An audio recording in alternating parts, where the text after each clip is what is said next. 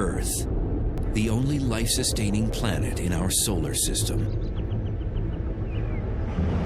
Yet throughout its history, our world has been a planetary punching bag. Anything that crosses the orbit of Earth could one day slam into the Earth. At this very moment, violent celestial heavyweights roam the universe and threaten to deal the Earth a knockout blow. The power would be like setting off the whole world's armament at one time. It would be like standing next to Hiroshima all over the world. Everything in us would get ripped apart, and your body would fly off to infinity. But some scientists and former astronauts are not willing to go down without a fight. They're racing to track down these cosmic killers before they trigger Armageddon.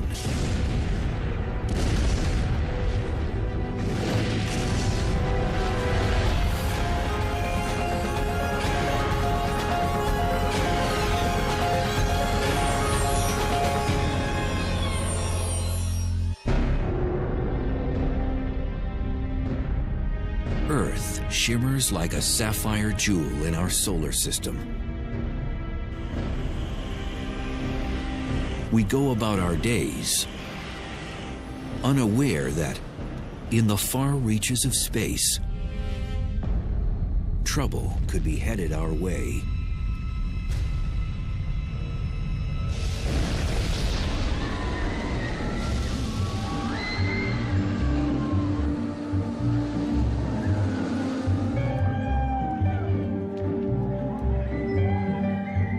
Our solar system is a lot like an amusement park.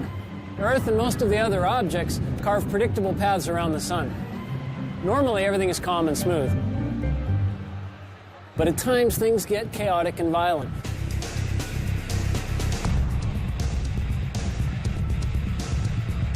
Earth can be slammed by space rocks, zapped by deadly space weather, jolted, jostled, and threatened by the object's energy and forces of the cosmos.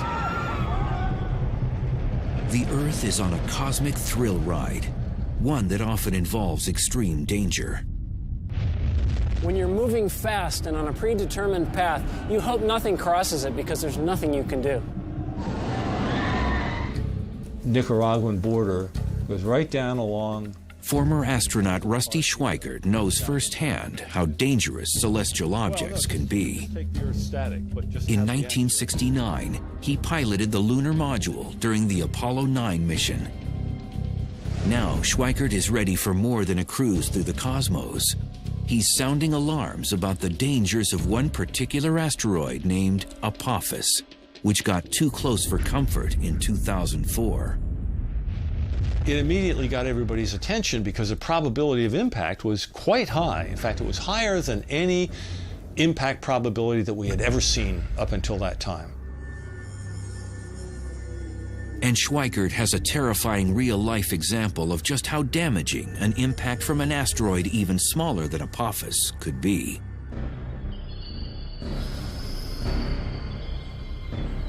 June 30th, 1908, 7:15 a.m.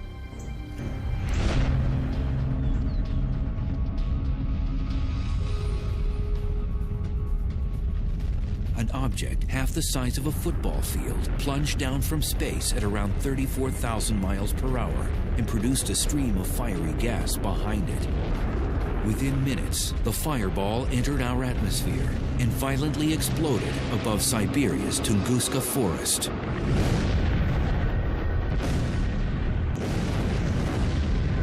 It became the largest explosion on Earth in modern human history.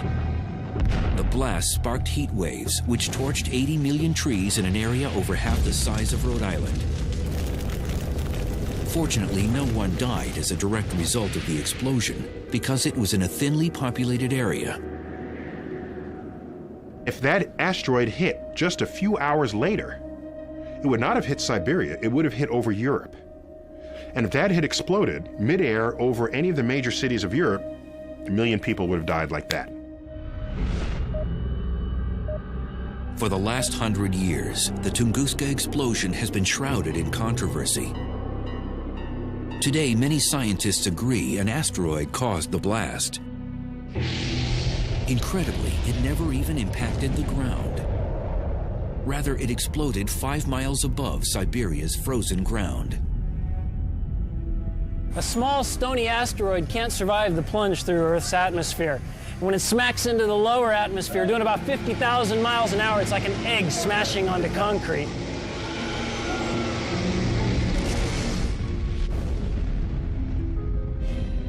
The blast over Siberia released energy equivalent to 15 megatons of TNT, 1,000 times greater than Hiroshima. If this were to happen over a large city, it would annihilate it.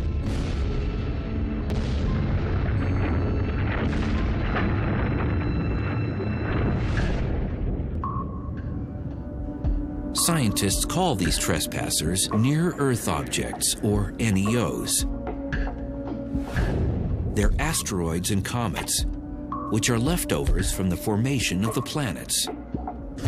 Comets move in the Oort cloud and the Kuiper belt, which is beyond the planet Neptune. Asteroids travel in a band between Jupiter and Mars, but their orbital trip isn't always routine. Most of the asteroids orbit in a neat belt between Mars and Jupiter, and we don't worry much about those. But when one gets away and all that mass and energy is headed towards Earth, that's when the astronomers start to worry. Oftentimes, these cosmic remnants get bumped out of their orbit and head on a collision course with Earth. Our planet's thick atmosphere vaporizes the vast majority of them. But a larger object can knock through our atmosphere and actually impact the ground. If you want to turn to the cosmos and look at the forces that would have us dead, asteroids striking are real and they're bad. It's happened before, it will happen again. 65 million years ago, an asteroid the size of a small city plummeted down from the sky. It exploded in the Yucatan Peninsula near the present-day Mexican village of Chicxulub with the force of 100 million megatons of TNT. It hits the Earth, casts billions of tons of Earth's crust into the atmosphere, cloaking Earth, blocking out sunlight, knocking out the base of the food chain, and sending a wave of extinction across the tree of life. It is believed the ferocious impact contributed to the mass extinction of the dinosaur. We can think of asteroids as being bad things, but were it not for an asteroid, we wouldn't be here today. Our mammal ancestors were running underfoot, trying to avoid being hors d'oeuvres for T-Rex. T-Rex gets taken out. Well, this opened up an ecological niche that allowed our mammal ancestors to evolve to something more ambitious than a rodent. And out comes the primates, and among the primates we have people.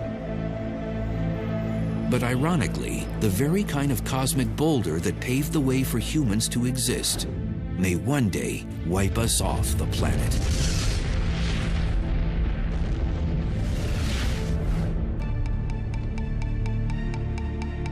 In 1998, Congress urged NASA to detect all the near-Earth objects over a half-mile in diameter or more. And what they found was unsettling. Over 850 NEOs in our vicinity. These asteroids are our closest and most dangerous neighbors in the solar system.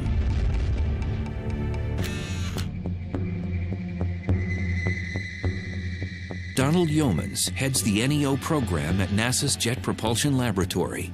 He and his cosmic bounty hunters search for potential killers lurking in our solar system and put them on their most wanted list.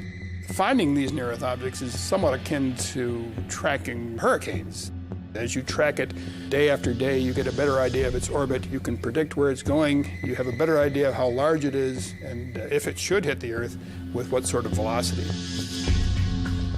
By using telescopic technologies, NASA's Space Guard survey has detected over 90% of all NEOs deemed harmful. These frightening objects could strike the Earth with the energy greater than all the nuclear weapons on our planet today. Such an impact could trigger mass extinction. You wouldn't expect one to hit but every several 100,000 or millions of years. But if one did hit, it could wipe out a fair fraction of the population. So they're very low probability events, but high consequence events. If they hit the Earth, they would have global effects. I mean, not only would you wipe out a continent with really heavy shock waves, but the ejecta would be thrown up in the air and come down all around the planet. The atmosphere itself would get to 1,000 degrees or so, and all the vegetation all over the world where that happened would flash into flames. Cataclysms could also occur with smaller objects. So Congress now asks NASA to locate all NEOs 500 feet in diameter, as wide as the Roman Colosseum. An object that big could decimate a metropolitan area or even a small state. And what worries scientists most is not the asteroids they've discovered, but the ones they have not yet found. At any given time, there's about 24 objects for which we can't yet rule out an Earth impact.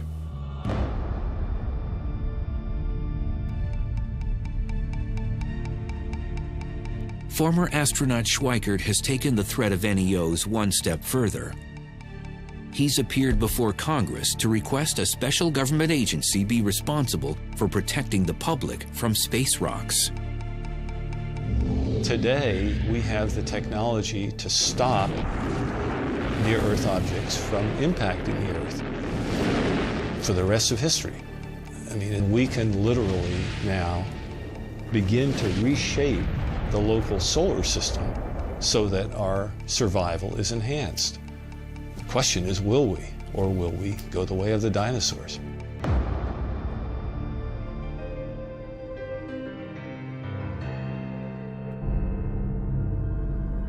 But Schweikert isn't waiting for NASA or Congress to solve the problem. He has his own plans to save the planet from the next asteroid impact.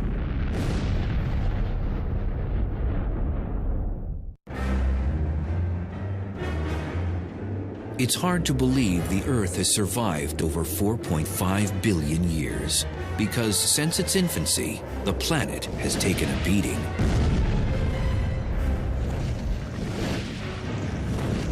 Like a boxer, our world is under constant assault from asteroids that enter our orbit each year.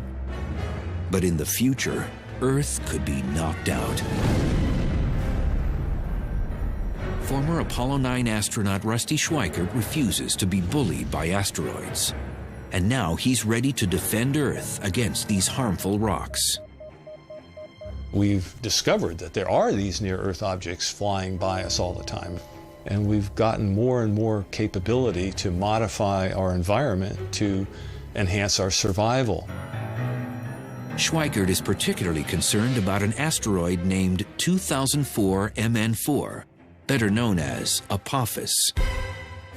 This pockmarked rock, approximately 750 feet in diameter, swept near Earth in 2004. Now it's scheduled to pass dangerously close to our planet again on Friday the 13th in April 2029. So in 2029, Apophis will come closer to us than our own communication satellites orbiting the Earth. It will be so close that people who are in the right place will be able to see Apophis go by the Earth with your naked eye. You won't even have to have binoculars. That's how close that asteroid is going to come. Apophis has an over 99% chance of missing the Earth in 2029. But if Apophis passes the Earth at a distance of exactly 18,893 miles, it may pass through a gravitational keyhole, a narrow region in space a half-mile wide. If this happens, the Earth's gravity could upset Apophis and change its trajectory. It could cause it to return and hit Earth 7 years later, on April 13th, 2036. The gravitational effect of the Earth will cause it to bend cause the Apophis orbit to enlarge to precisely the size which 7 years later it will come around and hit the Earth. At the present time, Apophis has a 1 in 45,000 chance of delivering a deadly blow in 2036. But even these odds have scientists placing bets. It's one thing to know that there's maybe 1 chance in 45,000 that it's going to hit the Earth, but what you'd like to know, is there 1 chance in 100? Is there 1 chance in 10? Is the probability 1 that it's going to hit the Earth?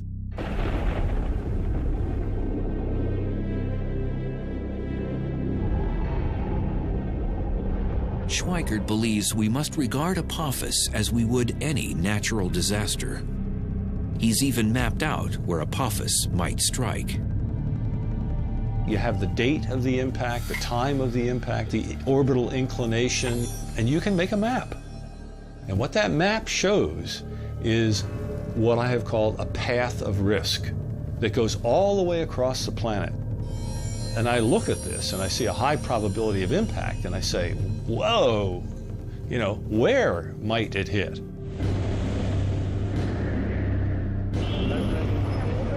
According to Schweikert, Apophis could impact any point along this path of risk.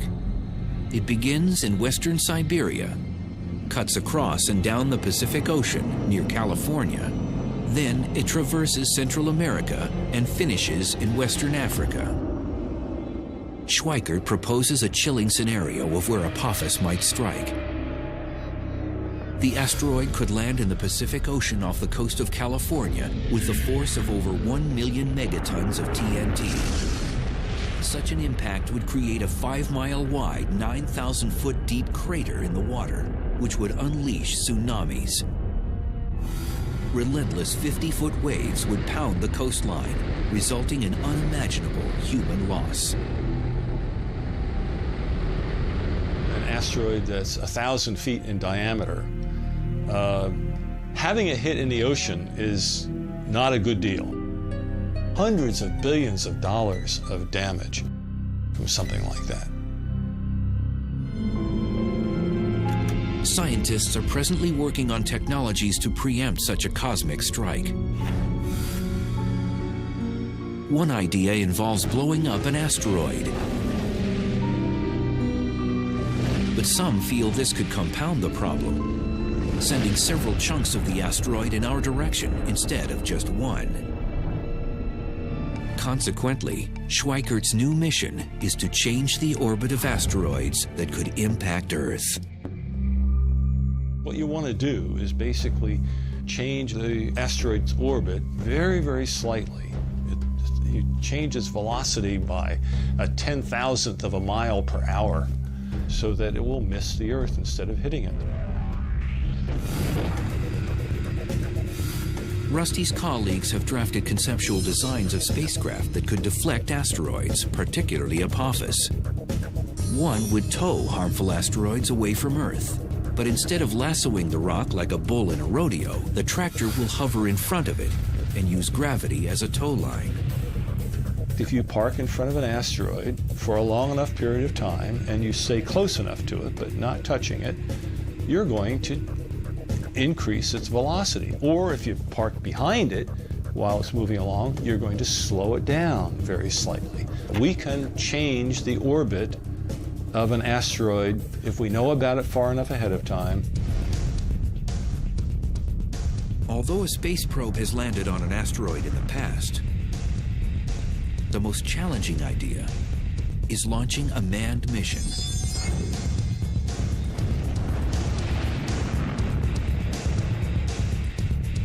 Once landing on the rock, astronauts could mount a radio transponder to track its whereabouts. You could just use a robotic mission to go to an asteroid, land, grab a sample, and bring it back. That's not that difficult. What you gain by a manned mission is they can react to interesting areas on the asteroid surface. They could go here, there, and they wouldn't have to rely on remote navigation. Nicaraguan border. Schweikert insists we should remain on high alert regarding asteroid Apophis, and his cause hasn't gone unheard. Now the United Nations plans to draft a treaty which will include who will be responsible for deflecting killer asteroids. That would be a real crime if we are so irresponsible, knowing that this is going to happen, that we continue to do nothing about it.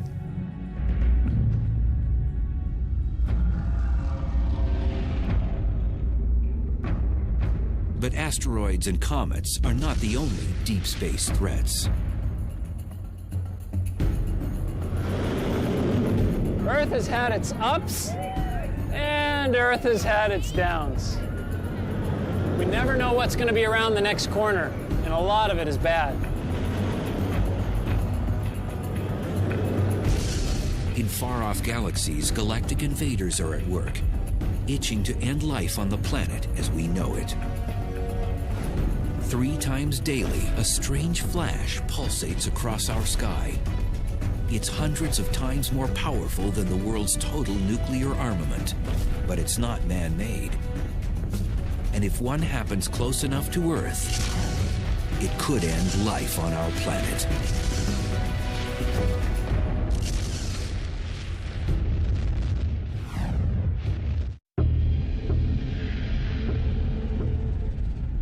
Most Earthlings are unaware of the potential hazards in space, but the list is long and growing. Imagine this. Within our own galaxy, the Milky Way, a massive star explodes, sending a lethal burst of energy rocketing toward our planet. This is a gamma-ray burst, the biggest explosion to rock the universe since the Big Bang. In the cities and countryside below, there's no warning of what's about to happen. And then it strikes. It would be equivalent to standing 1 mile away from Hiroshima, any place on the Earth. The potent radiation cooks the upper atmosphere.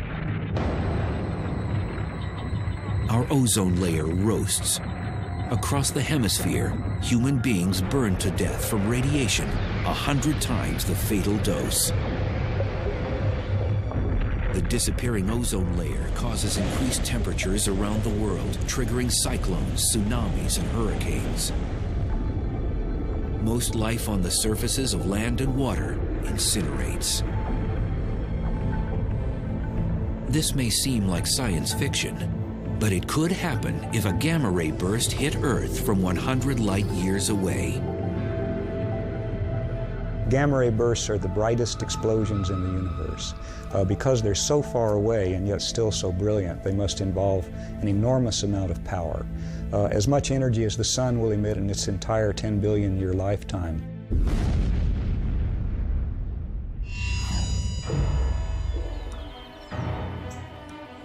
As a young student, Stan Woosley always liked experiments that go boom. Now, the work of this astrophysicist is more than child's play. He's one of the galactic detectives trying to uncover the mysteries behind gamma-ray bursts. We know there are many planets and many stars throughout the cosmos, so there may have been countless civilizations that were destroyed by gamma-ray bursts. These peculiar beams of radiation were first spotted in the 1960s. At first, most astronomers believed these gamma-ray bursts must exist in our own galaxy, the Milky Way, because they're so bright. There were reasons for that. One was that if they were outside the galaxy, the energy was almost unbelievable.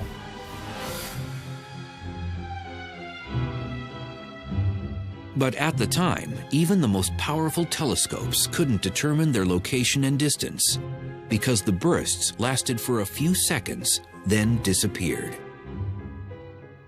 But then astronomers wondered, what about their afterglow? Cosmic explosions typically leave behind some luminous residue that sometimes lasts for days or weeks. In the late 1990s, satellites used upgraded optics and X-ray detectors to finally capture a gamma-ray burst's afterglow. It became clear that gamma-ray bursts actually were cosmological, coming from very far outside of our galaxy, from millions and billions of light years away. And that meant their energy had to truly be astronomical. To get some idea of how incredibly bright a gamma-ray burst is, we could represent the brightness of our sun by this relatively dim LED, and we could represent the brightness of the gamma-ray burst by the very, very intense searchlight that's behind me. Isn't that incredibly bright? Unfortunately, with this comparison, the searchlight is not nearly bright enough to represent fully the gamma-ray burst, and in fact, we would need 100 billion such searchlights to have an adequate comparison. The gamma-ray burst is equivalent to the brightness of 1,000,000 trillion suns. These massive bursts could decimate Earth. But what causes them? We are quite convinced that the common gamma-ray burst comes from the death of a massive star, at least 10 times the mass of the Sun. And such stars are quite rare, by the way. Woolsey masterminded a groundbreaking model of how gamma-ray bursts may be created. When an extremely massive star dies, it collapses into a black hole. Black holes are created when a collection of matter collapses to such a high density that light itself cannot escape. But Woolsey proposes that some of the star resists getting sucked into the center of the black hole. As a result, a high-speed spinning disk of matter forms around it. Within seconds, jets of plasma shoot out from its rotational poles. These beams of energy unleash dangerous gamma rays into space. If you can imagine just trying to squeeze a fruit or some kind of sphere of some object into a very small space, things are going to squirt out. And in this case, the squeezing is done very rapidly, and you're talking about a huge amount of mass. At the same time the gamma ray bursts are ejected, the collapsing star explodes or goes supernova to the extreme. One of the reasons gamma-ray bursts are so incredibly bright is that they take an enormous amount of power and then they focus that power into a very small portion of the sky. For every 300 gamma-ray bursts that go off, only one is pointed in our direction, and so we only see one of those 300. Even if a gamma-ray burst were to occur not 100 but 1,000 light years away, the Earth could still face apocalyptic destruction. If a gamma-ray burst happened within 1,000 light years of the Earth, then it would be approximately 500 times brighter than the Sun and emitting gamma rays. The energy delivered to the Earth's upper atmosphere would be like 100,000 megatons of nuclear explosions. The ozone would be depleted. We'd have acid rain, but we'd also have flash burns, incineration of vegetation, perhaps something resembling nuclear winter. So there could be a global extinction of many species. Now, the far side of the Earth would be a special place to be, because gamma rays don't go through the Earth, and if you were on the other side, you wouldn't get flash burned. But the effects of depleting the ozone and changing the composition of the atmosphere would eventually come to the other side, and there the effects are unknown. Statistically, this ghastly scenario has a 1% chance of happening once in the Earth's entire lifetime. But even these odds aren't reassuring if you're living on the planet at that very moment. If you're caught in the beam, that's a bad day for you. If one of these happens in your galaxy and that beam is coming your way, go hide in a cave, because this is very high energy radiation. It's the kind of energy that will decompose your molecules, and you just don't want to be around when that's happening. There currently are no defense measures to shield us from gamma-ray bursts if they happen close to Earth. They travel at the speed of light, 186,000 miles per second. By the time we detect them, they will have already struck our planet. Gamma ray bursts could pose a hazard to the Earth or to anything living that came within their bore site. But as we've seen, they're very infrequent. And there are other things in the heavens and on the Earth that are much more dangerous. Cataclysms routinely erupt in some corner of the universe. And one day, something will snuff out Earth.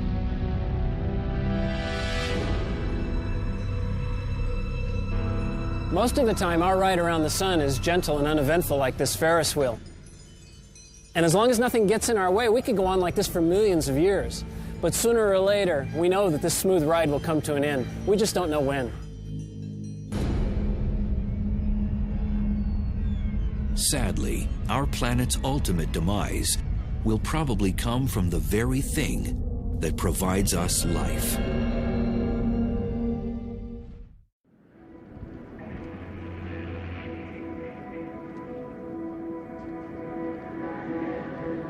Earth maintains a cozy lifestyle, being third rock from the sun. For over 4 billion years, the sun has been an ally, warming and feeding our planet. But in time, our solar heater will become our enemy. The sun and the Earth have a unique relationship to each other. The Earth has a particular temperature, it's a particular size, it has life on it, and oceans, and those things depend on the sun. The sun is at the root of the existence of life on the Earth, and the sun will be at the root of its demise as well. Earth's relationship with the sun will become dysfunctional when our solar mother really turns up the heat. The sun gets hotter because it's burning hydrogen into helium. 4 hydrogen atoms become 1 helium atom. That means there are fewer particles bouncing around inside the sun. And that process basically means that the sun has to get hotter and brighter to hold itself up. As the sun's core gets hotter, its outer parts will swell in size and turn red. If you have a bonfire, you have all this wood there, you build it up, and at some point enough logs get burnt and the thing collapses and you get this huge burst of sparks and it gets much brighter. In a sense it's like that because the sun is right now burning hydrogen into helium, and the helium is the ash of that, if you like. And then as the sun collapses enough, the ash relights and the helium burns into carbon. And that's when things get really hot. At this point, the sun will expand into a red giant and incinerate most complex life on Earth. When the sun becomes a red giant, it will grow to 30 times its size. So the surface of the sun will actually be out beyond the orbit of Mercury. The luminosity of the sun will go up by like 1,000 times.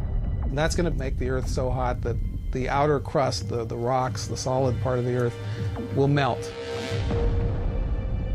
The whole planet would be a glowing ball of lava.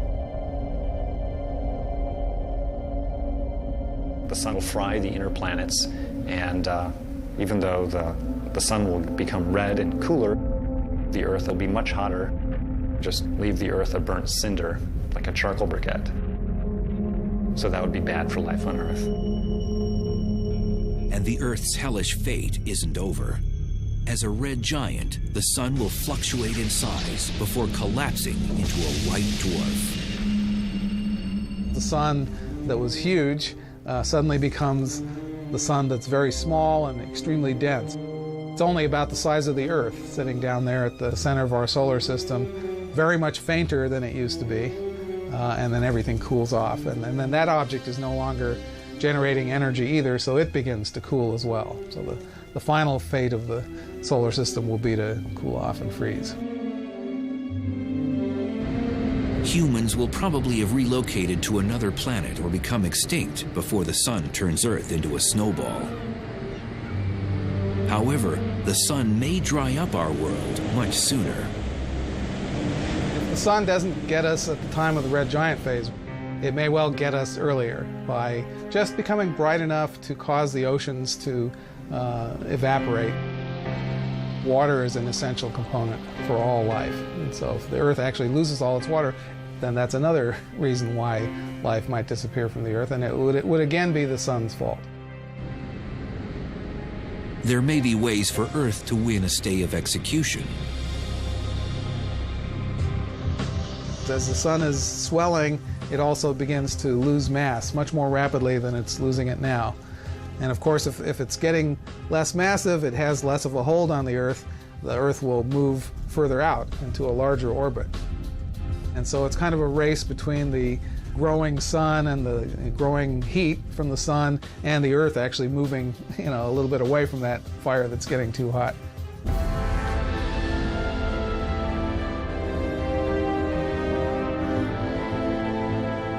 If our planet somehow manages to avoid getting fried or frozen by the sun, its future remains increasingly bleak.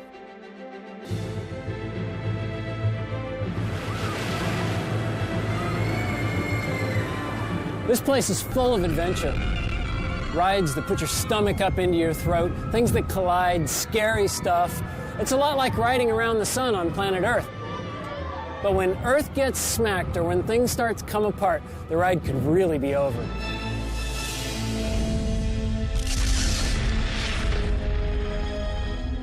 I don't know what that means for the universe to end, because I like time. I live in it. So it's hard to imagine time ending. Today, scientists contemplate our inevitable fate. In the distant future, the Earth and the entire universe may face the ultimate cosmic monster.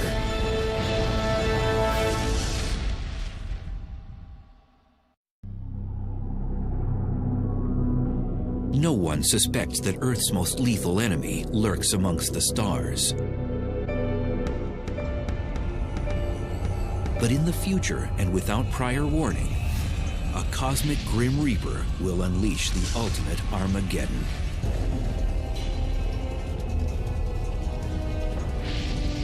The dark villain will stretch apart the universe.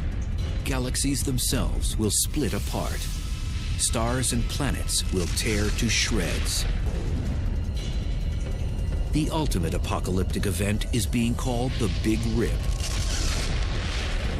And when it begins, it won't stop until every atom and nuclei in the universe are mincemeat.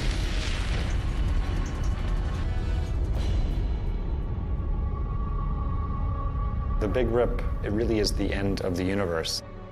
It's not like we're the last ones at the party wondering what's going on and we can go do something else. It's really like you've turned off all the lights and the universe just ends.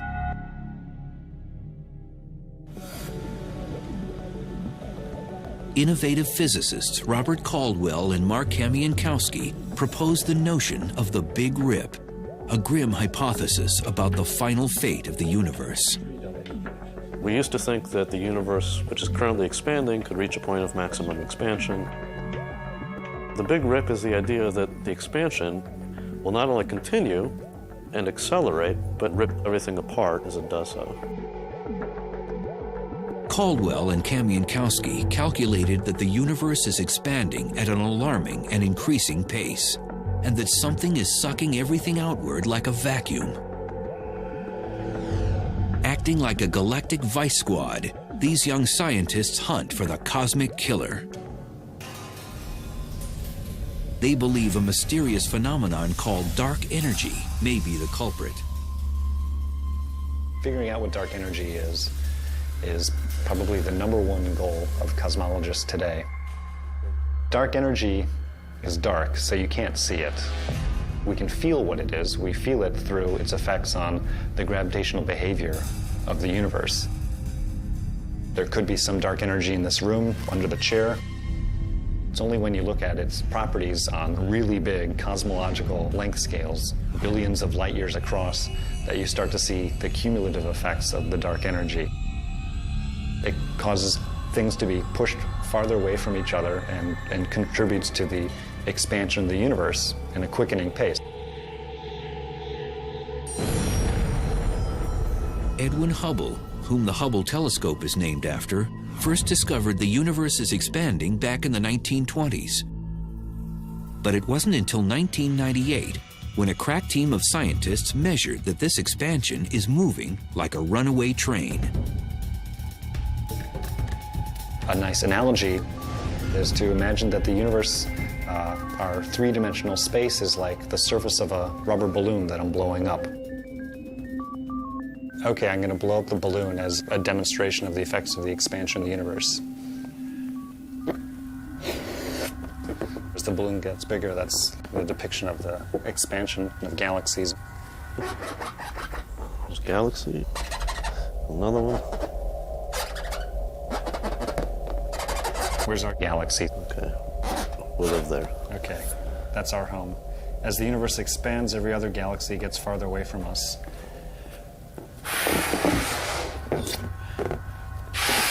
In ordinary expansion, each galaxy stays the same size. But if you have super-accelerated expansion, then the galaxies themselves can each expand, which is sort of what's happened here.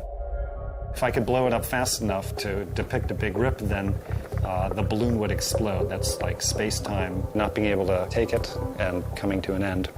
So instead, we'll just pop a hole in the balloon. That's the big rip.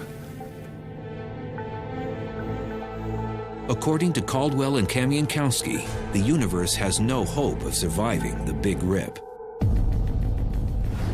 They've even come up with a countdown to this apocalyptic event.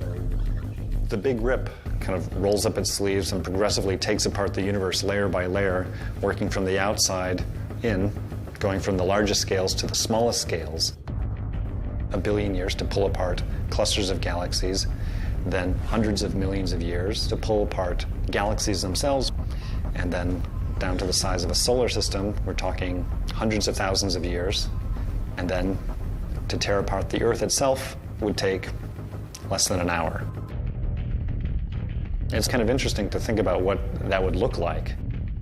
If I'm in my protective capsule watching things happen, I would see this wall of darkness that starts coming towards us. I would no longer, at that point, be able to see any stars. The Earth, layer by layer, will be peeled off and ejected away. Everything in us, the molecules that hold us together, would get ripped apart, and every atom that makes up your body would fly off to infinity in a very short period of time. Fortunately, mankind doesn't need to lose sleep over the Big Rip. Caldwell and Kamienowski estimate that it will climax 50 billion years from now, when the universe is over 3 times its current age. What's really fun for us is to try to figure out whether this is actually what's going to happen, to paint the science fiction scenario of what might happen and to think what might happen to us.